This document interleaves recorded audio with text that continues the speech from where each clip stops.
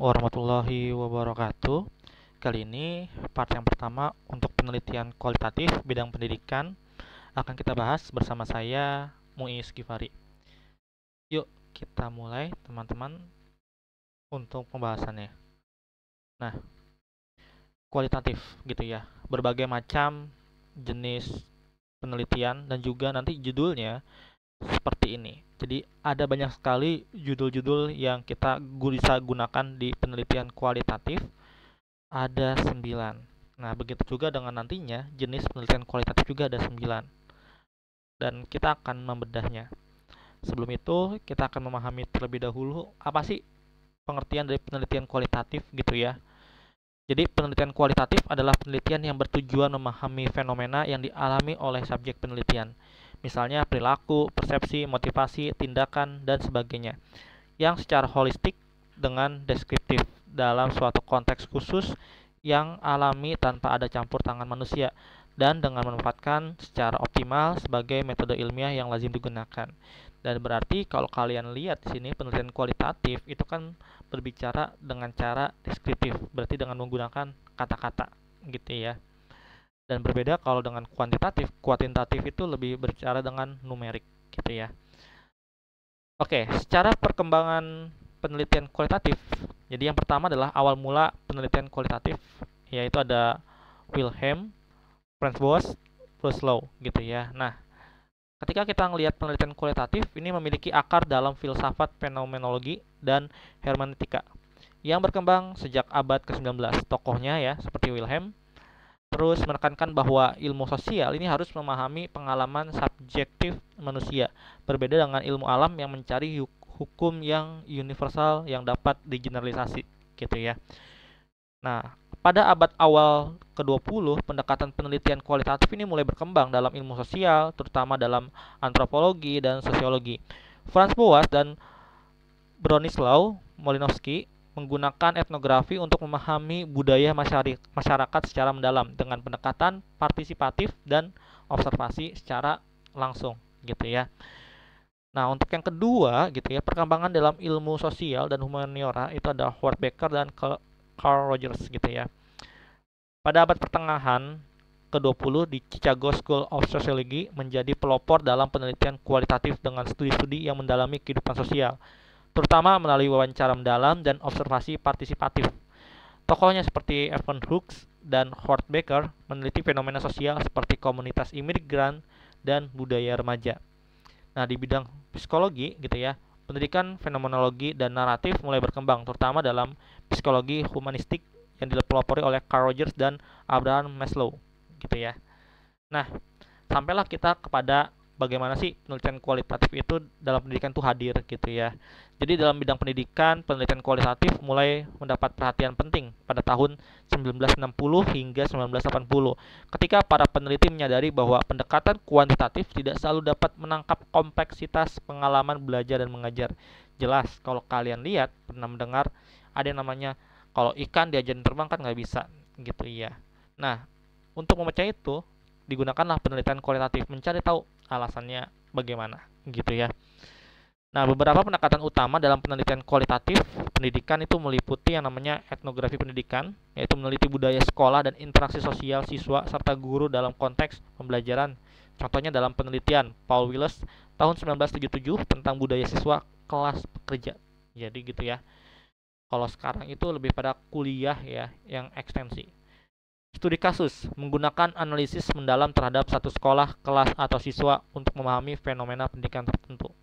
Kalau grounded theory itu dikembangkan oleh Glasser dan Strauss tahun 1967. Pendekatan ini memungkinkan teori muncul dari data yang dikumpulkan langsung di lapangan.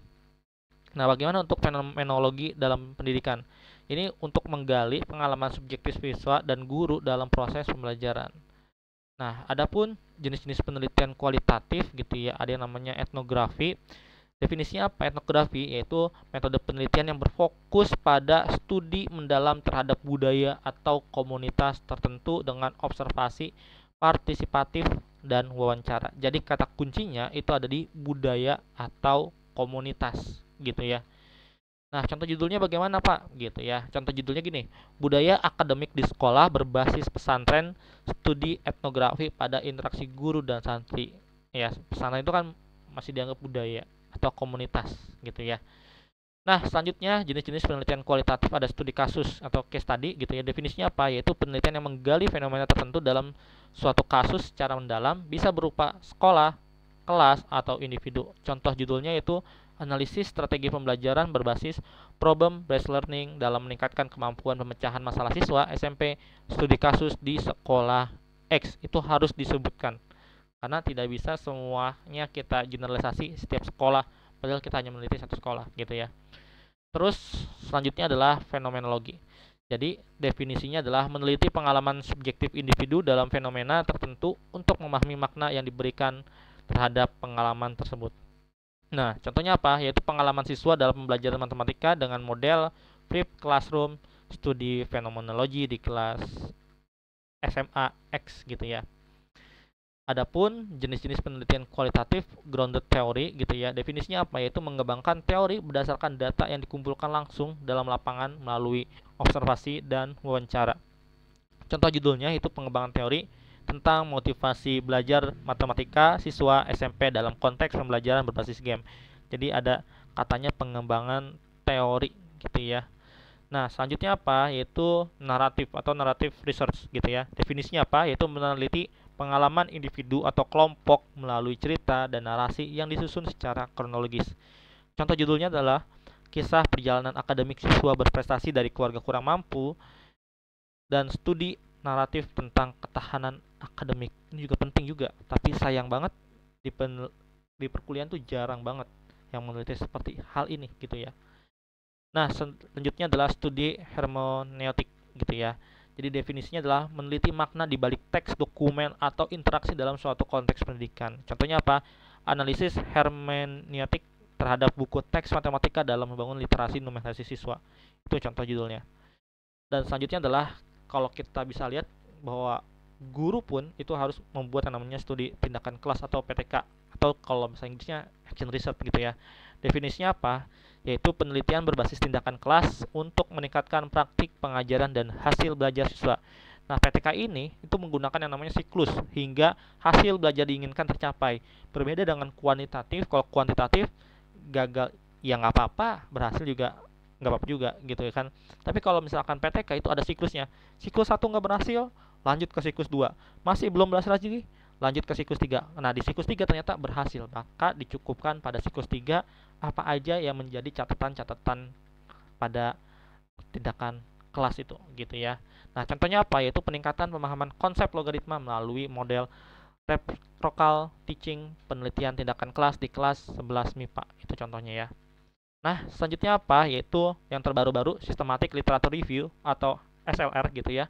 Definisinya apa? Yaitu mengumpulkan dan menganalisis studi-studi terdahulu dengan metode sistematis. Jadi, ada metodenya sistematis untuk memperoleh pemahaman yang lebih mendalam terhadap suatu topik. Jadi, contohnya apa? Yaitu Systematic Literature Review, bagaimana efektivitas model pembelajaran berbasis STEM dalam meningkatkan pemahaman konsep matematika. Gitu. Ada lagi yang lebih sederhana yaitu tinjauan pustaka literatur review gitu ya. Definisinya apa? Yaitu merangkum dan menganalisis literatur terkait suatu topik tanpa metode sistematis seperti SLR. Contohnya apa? Tinjauan pustaka tentang implementasi differentiated instruction dalam pembelajaran matematika di sekolah menengah.